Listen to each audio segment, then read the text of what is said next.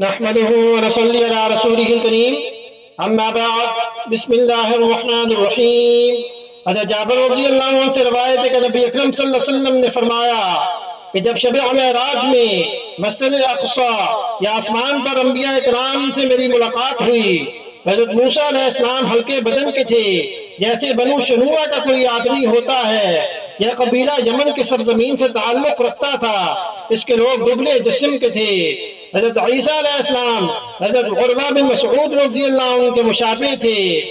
آپ 8 ہجری میں غزوہ طائف کے بعد مسلمان ہوئے۔ بنو ثقیف جو ان کا قبیلہ تھا ان کو دعوت دینے کے لیے گئے، لیکن وہ بھڑک اٹھے۔ ایک شخص نے آپ کو گردن میں تیر مارا جس سے آپ شہید ہو گئے۔ حضرت ابراہیم علیہ السلام کو دیکھا تو وہ حضور اکرم صلی اللہ علیہ وسلم کے مشابہ تھے، اور حضرت جبرائیل علیہ السلام کو دیکھا وہ دحیہ کلبی رضی اللہ عنہ کے ہم شکل تھے۔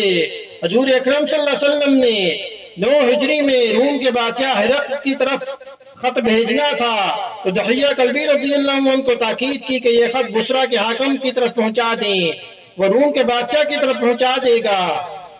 تو دحیہ کلبی رضی اللہ عنہ بہت ہی خوبصورت تھے۔ حضرت جبرائیل علیہ السلام دحیہ کلبی رضی اللہ عنہ کی شکل میں رسول اللہ صلی اللہ علیہ وسلم کے پاس آیا کرتے تھے۔